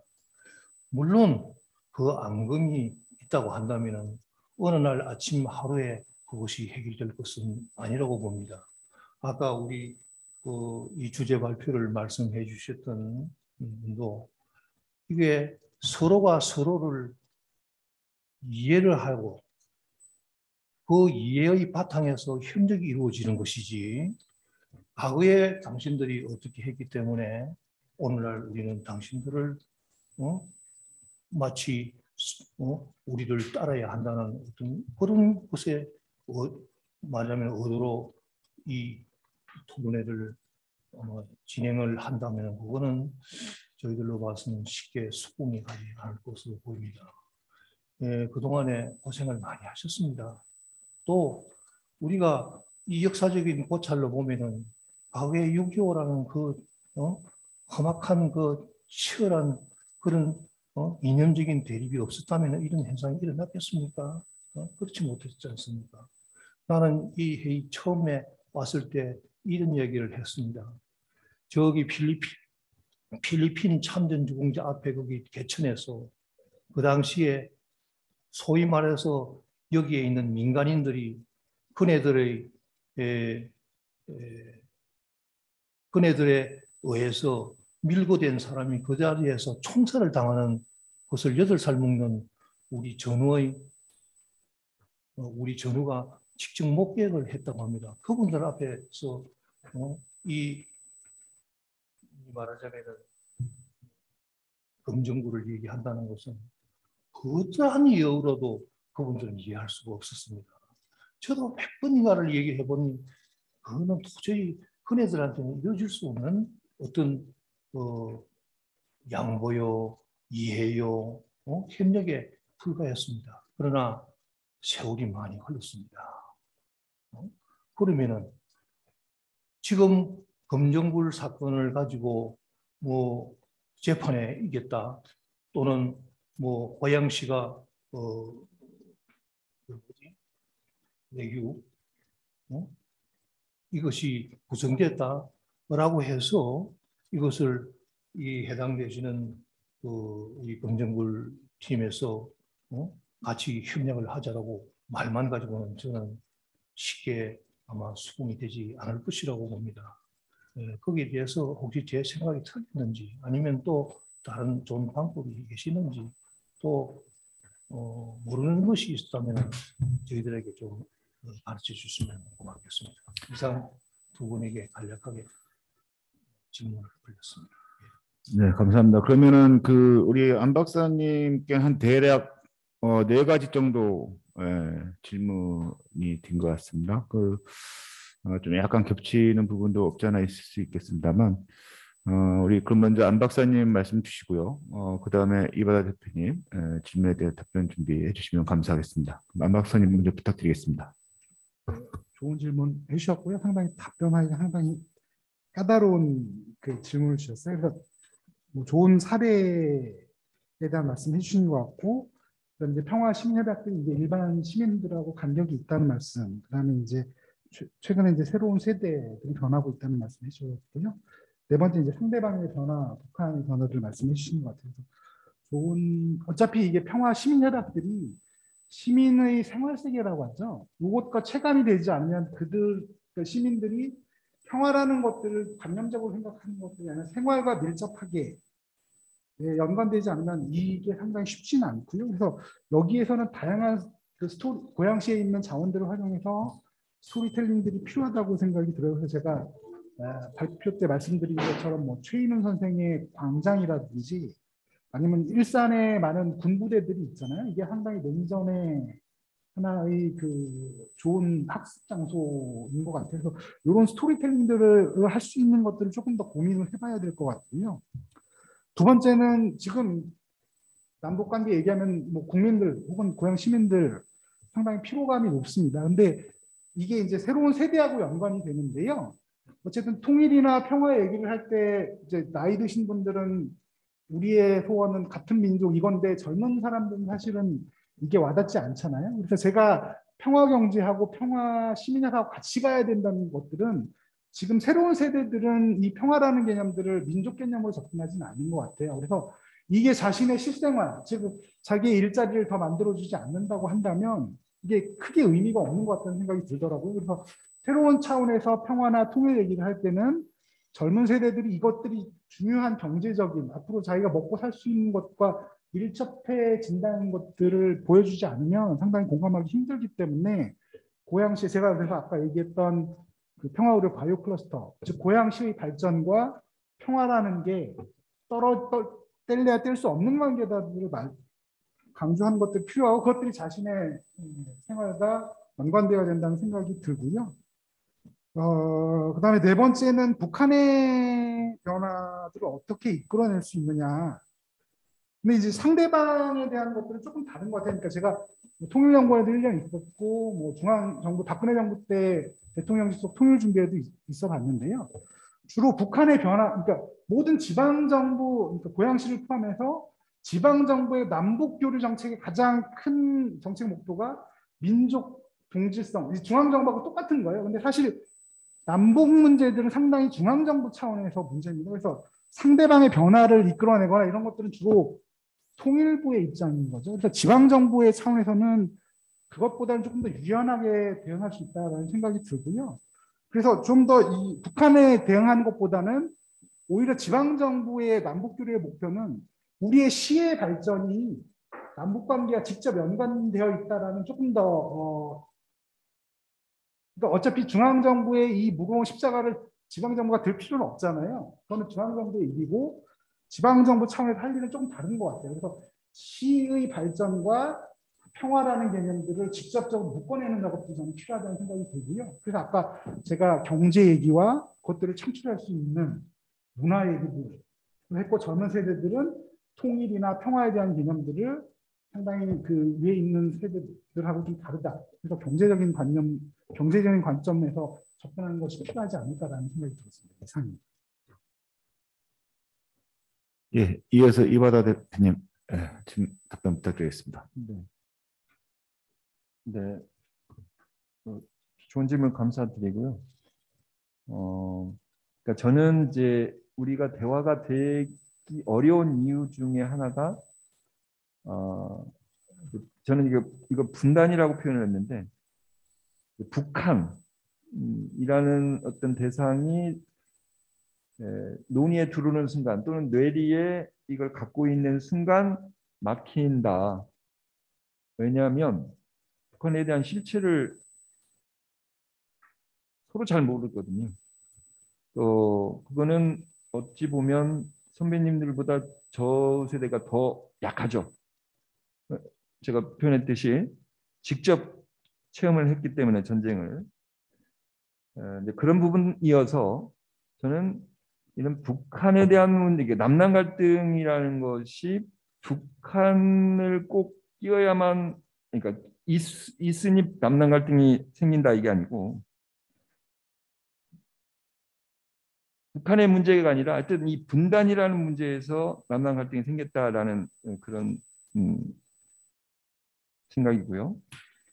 중요한 것은 어쨌든 만나서 대화를 하자라는 것인데 그는 어떤 대화를 할 것이냐 그 지점이거든요.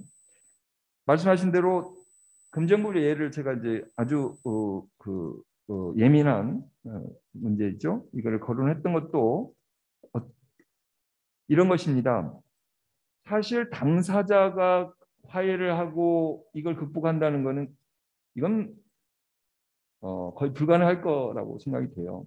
그래서 일정 정도 시간이 필요한 것이었고 근데 지금 논의는 당사자들의 논의가 아니고 고양시에 살고 있는 우리 시민들 그것도 저는 이렇게 생각합니다. 그 시민 중에서도 정말 진정성을 가지고 뭔가 해결을 하고자 하는 그런 마음을 가진 분들이 모여서 당사자들은 해결을 하기 어려운 그런 문제들 그런 것들을 같이 논의해서 뭔가 실마리를 찾아가자라는 그런 생각이고요. 자, 그렇다면 더 중요한 것은 제가 이제 의제를 발굴하자 했던 것은 뭐냐면 지금 시점에서 금정구를 바로 의제에 올리기는 무리가 있다 한다면 만약에 그런 논의들이 여기서 같이 이거는 아직 예민하다. 그렇다 한다면 이건 차후로 돌릴 수도 있겠다 생각이 돼요.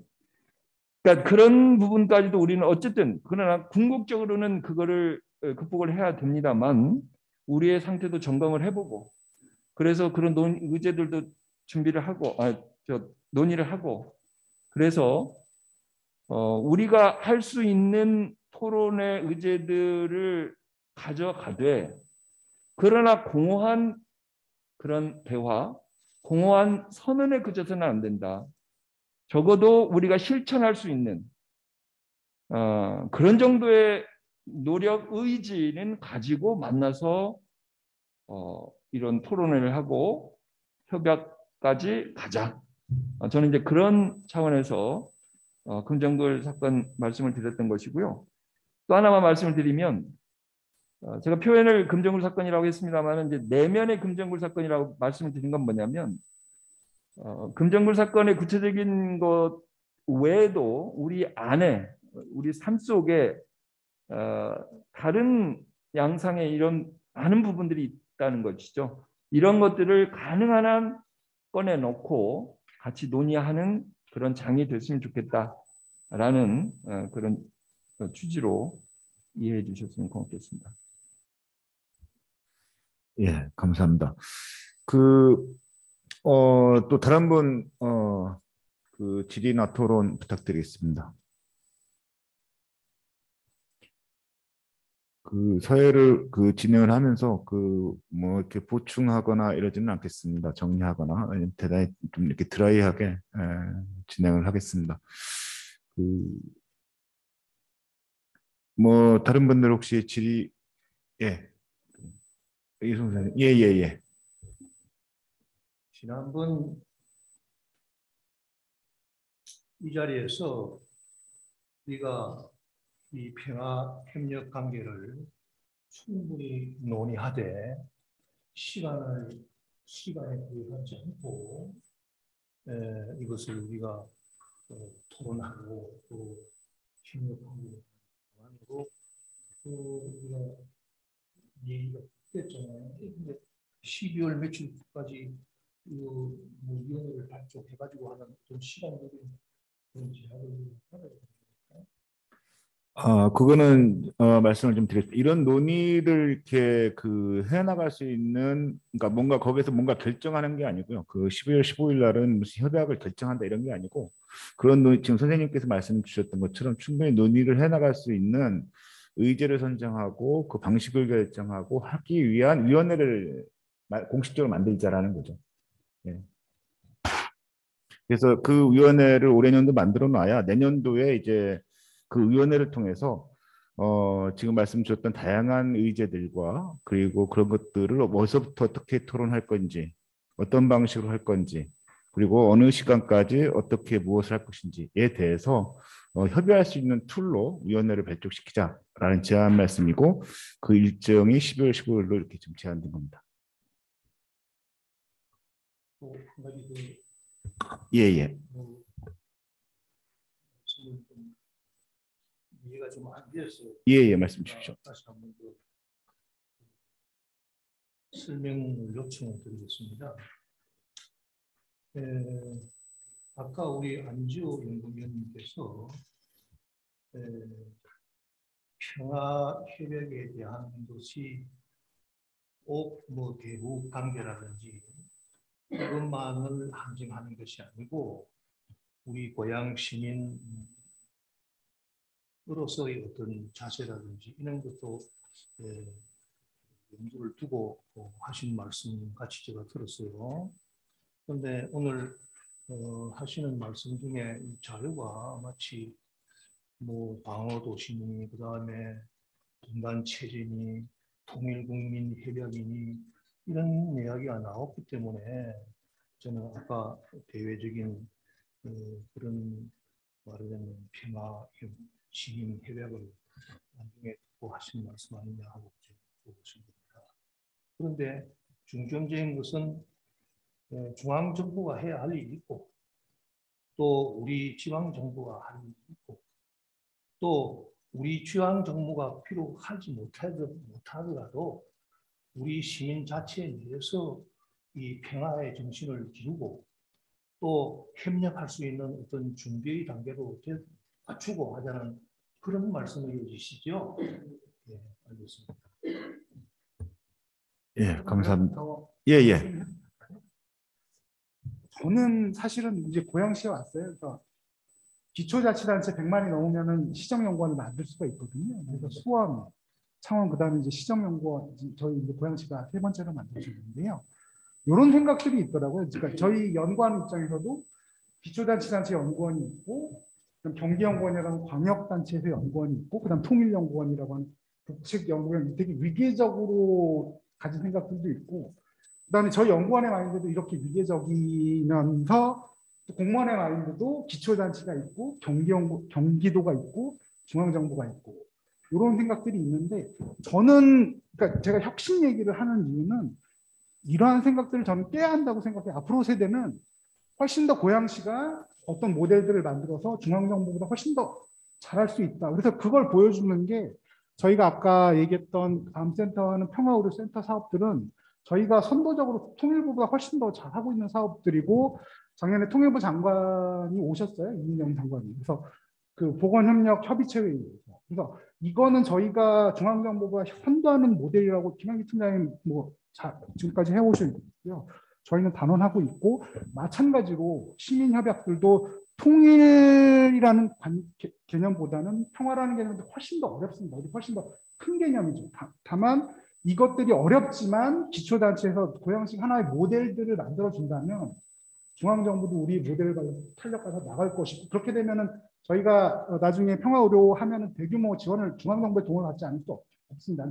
다만 우리들이 이런 모델들을 먼저 만들어낸다고 한다면 자연스럽게 우리가 중앙정부일 수 있지 않을까. 그러니까 이런 생각들, 위계적인 생각들을 조금 탈피해야 저희가 좀 혁신적인 생각들을 하지 않을까라는 생각이 듭니다. 네, 감사합니다. 우리 그 온라인으로 들어오신 선생님들 중에서도 한두 분 뭐 이렇게 좀 토론 의견 토론이어도 좋고요. 질문이어도 좋겠는데요. 한두 분 좀 참여를 해주시면 어떨까 싶습니다.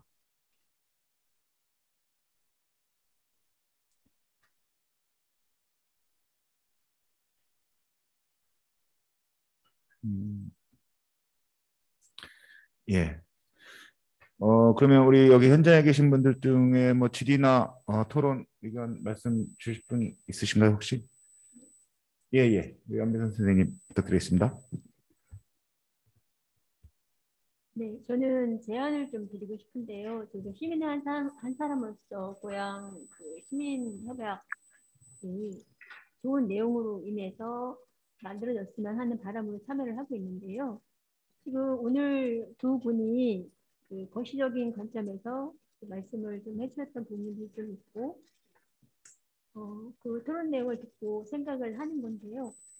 그 평화시민협약이 단순히 선언적인 내용이었다고 하면 저는 뭐 이미 충분히 할 수 있는 끝날 수 있는 부분이긴 하지만 이게 이제 결과가 중요한 게 아니라 과정이 중요하다는 말씀을 하셨잖아요. 그러니까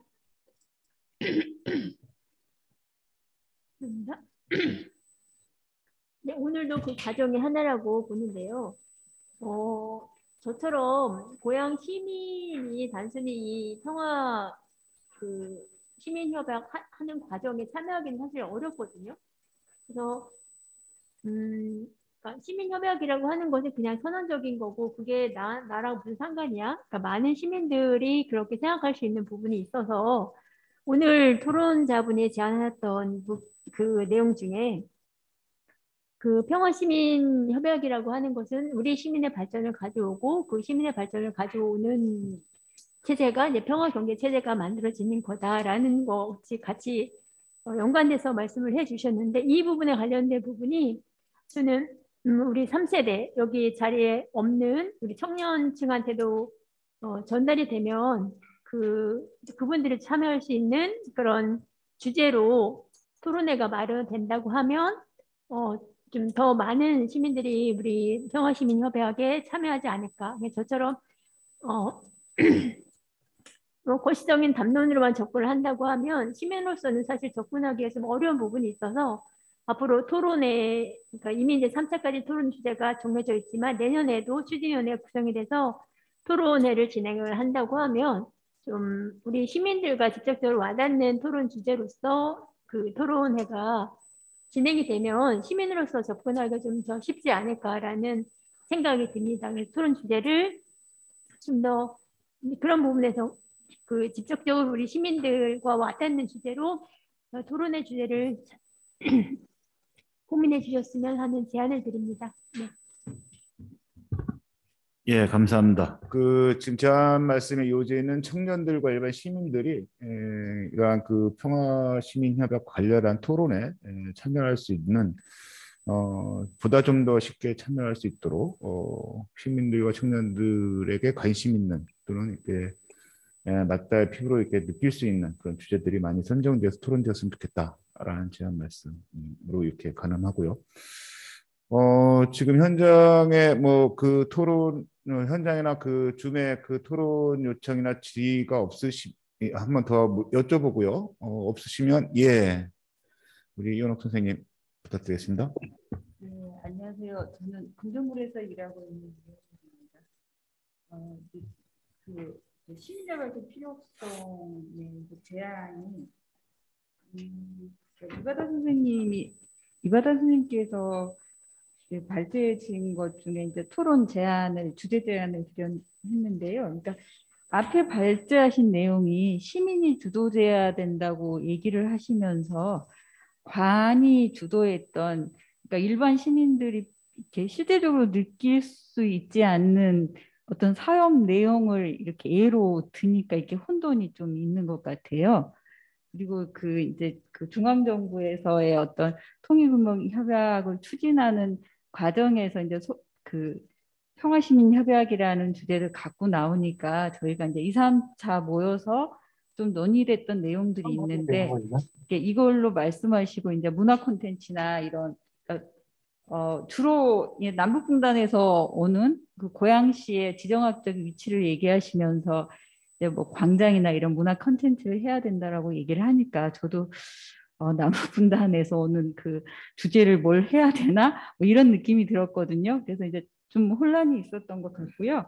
저는 이바다 선생님 말씀하신 것처럼 그러니까 시민협약이라는 게 앞에가 평화라는 얘기가 들어가 있기 때문에 갈등을 해소할 수 있는 내용이 좀 들어가자는 걸로 이해를 했었고요. 그래서 고양시 내에서 어떤 갈등을 갖고 있는 어떤 주제들을 좀 선정을 해야 되는데 그 주제에 대한 예가 하나도 없는 거예요. 오늘 이제 필요하다라고 했는데 그러면 고양시에서 이제 신도시나 구도시의 갈등도 있고 내지는 다양한 그러니까 지정학적으로 여기다 접경 지역이다라고 얘기를 하는데 고양시는 시민들이 살고 있으면서 그걸 인지하고 사는 시민이 얼마나 있을까 저는 이런 의문도 들거든요.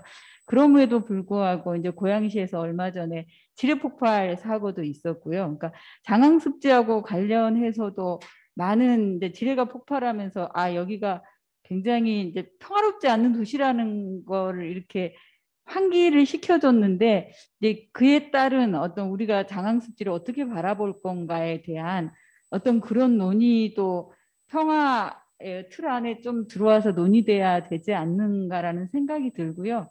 그리고 이제 고양 지역은 특히 100만 도시가 넘지만 청년들의 일자리가 굉장히 부족하거든요. 그러므로 인해서 오는 갈등, 청년들의 일자리를 어떻게 마련하고 해야 되는가 이런 문제도 한번 주제로 삼아봤으면 좋겠다는 생각이 듭니다. 그리고 이제 두 번째로 제안하신 어떻게 단위를 더 늘릴 건가 이거는 이 방법은 좀 아이디어가 있으신 분이 논의해 주셨으면 좋겠습니다. 이상입니다. 예, 감사합니다. 우리 이성환 선생님 부탁드리겠습니다. 네, 안녕하십니까. 고양평화미래포럼 공동대표 이성환입니다. 제가 다음 회차의 발표자라서 오늘 발언을 그냥 안 할 생각이었는데 그냥 한 말씀만 의견을 드리고 그렇게 할까 합니다. 우선 오늘은 주제가 고양시 평화시민협약의 필요성과 역할 무엇인가, 그러니까 왜 필요하고 어떤 역할을 할 건가, 이거니까 필연적으로 이거는 담론 위주로 이렇게 논의가 될 수밖에 없지 않았나, 구체적인 걸 여기서 오늘 논의하는 자리는 아니었지 않나 이런 생각이 들고요. 지금 금정구린이 또는 장항습지 이런 말씀을 하시는데 이게 2차, 3차에 제가 이제 2차에 발표할 주제가 이거더라고요. 고양시 평화시민협약 어떻게 만들어갈 것인가. 그 다음에 3차가 고양시 평화시민협약 추진 방향과 사업과제. 이렇게 이제 단계적으로 가고 있는 상황이어서 오늘 사실은 조금 세부적이고 디테일한 부분을 다 건드리는 것은 조금 오늘 토론의 그 방향이랄까요? 순서에 좀 맞지는 않는 것 같고요. 다만 이런 생각은 해봅니다. 이게 정말 진정한 의미의 고양시민 평화협약이 되려면 몇 개 단체에 계신 분들의 대표성을 갖고 계신 분들이 모여서 이렇게 대면이든 비대면이든 이런 몇 차례의 토론으로 과연 이게 가능한가? 그리고 본질적 의미를 갖나, 이게 의미를 갖나 이런 생각이 드는데, 그러면은 이를테면 시민들이 고양시 평화시민협약에 담고 싶은 내용이 뭔가 이걸 알아보는 과정들이 필요하지 않겠나라는 생각이 들어요. 그게 리서치가 됐건 아니면 뭐 어디 광장에다가 뭐 예를 들자면 시민들의 의견이나 의향을 묻는 절차를 거치든 어떤 형식이든지 고민해 봐야 될 것 같은데, 그래서 더 폭넓고 광범위하게 이것을 시민들의 의견을 수렴하고 시민들이 고양시민평화협약에 도대체 어떤 의미를 담고 싶어 하는지 이것들을 좀 찾아내고 발굴하고 그걸 정리해내서 이 그 단체 모임 속에서 조금 더 정교하게 다듬고 해서 궁극적으로 시민평화협약으로 가는 게 적절하지 않을까 이런 생각을 합니다. 그래서 오늘은 저는 뭐 그렇게 생각합니다. 금정굴 문제 우리 지역의 오래된 수건 혈안이죠. 물론 그렇습니다. 그렇지만 생태 환경의 문제가 있고요. 아까 세대 갈등의 문제가 있습니다. 그 다음에 인권의 문제가 있어요. 인권은 뭐 젠더의 문제가 있고 여러 가지 있습니다. 사실은 평화시민협약에는 그런 다양한 내용들이 정리가 돼서 사실은 모든 시민들이 공감대를 갖고 모든이라는 게 하여튼 뭐 그 표현이 그렇지만 다수의 시민들이 거기에 공감성을 갖고 동의할 수 있는 내용으로 이게 추진돼야 된다 이런 생각이거든요. 그러니까 너무나 범위를 협소하게 한정적으로 제한할 필요가 없다. 그래서 지금 뭐 몇몇 분들이 말씀해 주셨던 그런 구체적인 사례나 제안은 이후에 논의될 사업, 여기 지금 3차 토론에 그게 있더라고요. 보니까 고양시 평화시민협약 추진 방향과 사업 과제 여기가 있어요. 세 번째 3차 토론에. 그러면 여기서 좀 거칠게라도 이렇게 몇 가지 가닥을 좀 잡고 이후에 이제 추진위원회가 발족되면 추진위원회를 통해서 세부적인 내용들을 좀 잡아나갈 수 있는 이렇게 순서적으로 가는 방향이 어떤가 이런 생각을 해봤습니다. 제 의견은 여기까지입니다. 감사합니다. 예, 감사합니다. 정리 잘 해주셔서 너무 감사합니다. 아마 그 의제 선정 문제라든가 이런 그 의제 선정을 해나가는 것 자체가 하나의 그 중요한 사업이죠. 그 활동이죠. 지금 말씀 주셨던 것처럼 고향 지역에 계신 시민들이 평화 문제, 평화 이슈와 관련해서 어떻게 생각하는지, 그리고 세대별로, 젠더별로 다양한 영역에서 계층에서 생각하는 것들을 잘 모아나가고 거기에서 이제 우리가 토론해야 되는 내용들, 대화해 나가는 내용들을 도출하는 것 자체가 저희들의 활동, 중요한 활동의 하나라고 생각합니다. 근데 이제 이것들을 하기 위해서 추진위원회를 만들어 나가는 과정이 올해 년도의 과정이고요. 다음 2차 토론에서 어떻게 만들어갈 것인가, 또 이제 구체적인 사업 과제, 이 두 번째, 세 번째 논의 과정에서 이런 부분들에 대해서 조금 세밀하지는 않지만 대략적인 거칠게나마 흐름이 좀 잡히지 않을까 싶습니다. 그러면 오늘은 그동안 그 준비위원회를 준비하면서 가졌던 몇 차례의 간담회의 내용들을 다시 확인하는 차원에서 1차 토론회가 준비된 만큼 필드와 그 줌에서 특별한 다른 토론이나 질의가 없으면 대략 마무리를 할까 싶은데요. 마무리하기 전에 꼭 마무리 발언을 좀 하실 분들이 계시면 한두 번 더 말씀하시고 마무리를 하면 어떨까 싶습니다. 한 번 더 여쭤봅니다. 그 질의나 토론 하실 분 계신지 한 번 더 여쭤보겠습니다. 시민협약 추진할 때 이걸 좀 너무 정치적으로 생각하지 않았으면 좋겠다는 생각이 좀 들어가지고요. 저희가 아까 얘기했던 문화적인 콘텐츠라든지, 그러니까 최인원의 광장이라든지 이런 것들을 스토리텔링들을 통해서 자연스럽게 가는 전략들, 좀 세련된 전략들이 좀 필요하지 않을까라는, 전략에 대한 고민들이 필요하지 않을까라는 생각이 들어서 말씀드렸습니다. 예, 그러면 그 저희들이 필드에 이렇게 토론이 없으면 저희가 이제 오늘 발표해 주신 분들 혹시 이성환 선생님 손 드셨나요? 아닌데요. 예. 아닌데 머리가 가려서 긁었는데 예. 한 말씀만 그냥 보탤게요. 저는 시민들을 만나러 광장으로 나가자 이런 말씀을 드리고 싶어요. 그러니까 이게 갇히지 말자 우리의 논의를. 여기 몇몇 분들이 뭐 물론 단체의 대표성을 갖는 분들이 모이시긴 했지만 아까 얘기에 대한 다시 반복이에요. 사실은 충분하게 하여튼 가능한 범위 내에서 시민들의 그 의견이나 이야기를 듣고 경청하고 수렴하자. 그래서 그 내용을 바탕으로 해서 평화시민협약의 내용을 정리하자. 저는 좀 그런 생각이기 때문에 너무 우리의 논의가 이렇게 좀 협소한 범위에서 갇히지 않았으면 좋겠다 이런 의견을 드립니다. 예, 감사합니다. 다음 2차 토론회가 기대가 됩니다. 우리 이성환 선생님 제안이 다양한 영역에서 좀 의견이 많이 주실 것 같아서 기대가 되고요. 제가 필드아웃 줌에서 특별한 질의가 없으면 우리 오늘 발표해 주신 분들 마지막 말씀을 부탁하면서 정리를 좀 하려고 했었는데요. 새해를 보면서 좀 이렇게 한두 꼭지에 대해서 말씀을 좀 드리고, 그리고 발표자 선생님들 마지막 발언으로 오늘 모임을 좀 정리를 해볼까 싶습니다. 저는 보통 아까 우리 현장에서도 그런 말씀이 나왔고, 중앙정부 차원에서도 그렇고 서울시에서도 이렇게 이야기를 하다 보면 이게 보수 진보 이렇게 구분하는 해서 남남 갈등이다라고 얘기하고 사회적 대화다 이렇게 얘기를 하는데, 과연 이 구분법이 맞는가에 대한 문제도 한번 신중하게 우리가 검토를 해야 된다고 생각합니다. 보통 보수 진보 이렇게 하면 그냥 이념적인 구분 잣대에 의해서 집단을 구분하고 그 틀 내에서 토론을 하는 거기 때문에 대단히 대화가 어렵다. 그리고 그런데 문제는 세대별로 연령별로 살아온 역사적 경험의 차이에 의해서 다 갖는 세상을 보는 시각이 다를 수밖에 없다라는 전제가 있습니다. 그걸 인정하고 존중하고 하면서 대화가 이루어져야 되는데, 이념적 잣대로 옳고 그름의 문제로 가면 토론 대화를 만들어내기가 대단히 어려운 문제가 있을 수 있다. 그래서 저희가 평화시민협약을 논의할 때 이런 보수와 진보라는 구분 잣대로 우리를 스스로가 이게 구분 지을 것인지에 대한 토론도 하나 필요하다라는 생각이 좀 들고요. 그래서 역사 경험의 차이에 의한 세상을 보는 시각의 차이를 전제하고 토론해야 되지 않겠는가라는 생각이 좀 듭니다. 그래야 청년들이나 다양한 그룹들이 이 논의 과정에 참여할 수 있다라는 생각을 좀 한번 해보게 됩니다. 두 번째로는 이제 평화에 대한 시각도 많이 달라지는 것 같습니다. 이제 남북한의 통일에 대한 논의보다는 단순히 또 아까 우리 안 박사님 말씀하셨던 것처럼 어떤 경제적인 영역과 관련한 평화의 담론을 넘어서서 지금은 이제 밖에 나가 있는 한인들이 한 700~800만 명이 되고요. 한국에 들어와 있는 이주민들이 한 200여만 명, 천여만 명의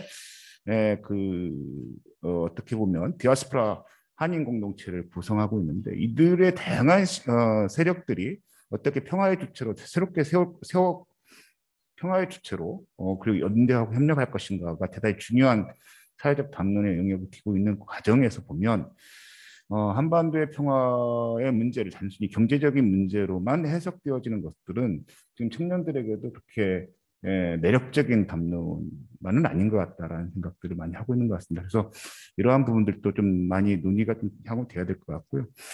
마지막으로 아까 이성환 선생님이 말씀 주셨던 것처럼 저희들의 이야기는 모든 게 어떤 게 결정되어진 상태에서 시작하는 것들이 아니고, 이런 논의들을 무엇을 할 것인가부터 하나하나 차곡차곡 좀 논의를 해보자. 그리고 이 과정에 보다 많은 시민들과 그리고 보다 많은 시민들이 참여할 수 있도록 하고 보다 많은 시민들과 논의할 수 있는 방식을 좀 찾아가 보자라는 과정에 있는 거다라는 생각이 듭니다. 그래서 과정 중에 이제 한두 가지 이렇게 사례로 나왔던 내용들이 우리의 이런 대화의 모임을 규정짓거나 결정짓는 것들은 아니기 때문에 그런 부분에 서로 열어놓고 이렇게 좀 대화해 갔으면 좋겠다라는 말씀 좀 드려보고요.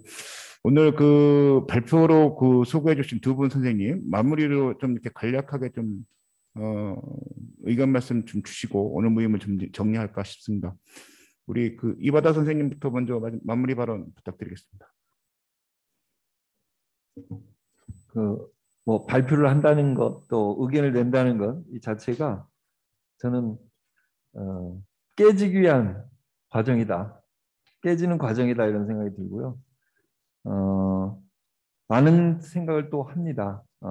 이런 과정을 통해서 오늘도 많이 배웠고요. 또 이런 정말 한 토론이 있을 때마다 더 열리고 확장돼서 더 많은 분들, 저는 깨지고 더 많은 분들이 같이 하고 그런 우리 토론회가 되기를 바라겠습니다. 고맙습니다. 평화 시민협약 쉽지 않습니다. 그래서 저희가 상대방을 인정하는 거는 저희가 관념적으로 수업 시간을 통해서 했지만 이 실천적으로 내가 다른 사람과 만났을 때 이거를 실천적으로 하는 거에는 훈련된 사람들이 그렇게 많지는 않은 것 같아요. 그래서 이게 사실 어려운 작업이기 때문에 부단한 그 충돌과 있으면서 지구력이 상당히 필요한 작업이고요. 근데 아까 과정 말씀해 주셨는데요. 지속 가능하게 그다음에 모여가지고 이게 단실내되지 않기 때문에 어려운 과정이라는 것이고 이런 게 필요하고요. 그다음에 제일 중요한 거는 생활 속에서 평화 개념들을 어떻게 실천할 것인지에 대한 것들이 중요한 것 같아요. 오늘 나온 내용들이 다 그런 내용이고요. 거기에 대한 고민들을 어떻게 풀 것인지 이거 쉽지 않은데요. 아무튼 뭐 집단 지성을 활용해서 저희가 좀 필요하지 않을까라는 생각이 듭니다. 네, 감사합니다. 앞으로 그 시정연구원도 그리고 우리 안 박사님은 뭐 물론이고요. 같이 이런 논의 과정에 또 같이 적극적으로 같이 참여해 주셔서 조언도 주시고 좀 같이 해주시면 너무 감사하겠습니다. 아마 이 평화시민협약을 고양시 차원에서 만들어가는 거는 지금까지 평화의 논의가 중앙정부 차원의 그 중앙정부가 제시하는 어떤 의제 중심의 이렇게 토론들이었다면, 그래서 그 평화에 담는 영역에서 좌우, 보수, 진보 이렇게 구분되어진 잡배들이 있었다면, 이 평화의 담론을 민이 스스로 만들어가는 생활 세계 속에서의 민 스스로가 평화라는 것이 무엇인가에 대한 담론을 새롭게 만들어가는 재구성해가는 과정이라고 생각되어지고, 그래서 대단히 의미 있고 가치 있는 작업이 될 거다. 그리고 고양시에서 이 일을 먼저 선도적으로 시작하는 것 자체가 대단히 의미 있는 작업이고, 거기에 이렇게 그 연세 나이 불문 뭐 성불문 해서 같이 참여해서 이렇게 머리맞대고 논의를 시작할 수 있었다는 것 자체가 대단히 의미 있는 일이라고 생각합니다. 오늘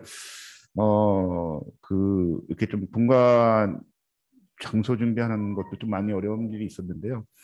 이렇게 그 현장에서 그리고 줌으로 같이 참여해주신 모든 분들 깊은 감사의 말씀드리고요. 다음에는 2차 토론회는 12월 2일 날 준비를 할 예정되어 있습니다. 12월 2일 날 3시에 목요일 날인데요. 다음 주 목요일입니다. 장소는 아직 그 오프 현장 장소는 아직 좀 미정인 상태고요. 줌과 대면과 비대면을 같이 할 계획인데 아직 그 대면으로 직접 이렇게 만날 수 있는 공간을 아직 그 결정하지 못했습니다. 결정하는 대로 다시 안내해 드릴 예정이고요. 주제는 그 고양시 평화시민협약을 어떻게 만들어갈 것인가라는 주제 제안입니다. 그래서 아까 그 우리 이성환 선생님 말씀하셨던 대로 이성환 선생님이 고양시 지역사회의 관점에서 이 제안 하나 말씀을 주시고요. 또 한 분은 그 두 분을 모셨는데 또 한 분은 통일부에서 이렇게 추진되어졌던 통일국민협약 그리고 서울시가 추진해왔던 사회적 대화, 이거는 4, 5년의 프로세스를 가지고 있는 경험들인데요. 이것들에 대한 사례 연구로 보고 드리고 같이 배우는 그런 시간을 좀 마련을 해봤습니다. 다음 주 12월 2차 토론회에서도 같이 온라인이든 현장에서든 같이 얼굴을 뵀으면 좋겠습니다. 그리고 특별히 요즘 춥고 코로나도 좀 이렇게 좀 다시 드세지는 것 같습니다. 건강관리 서로 잘 하시고 다음 주에 또 뵙기를 바라겠습니다. 오늘 너무 감사했습니다. 감사합니다.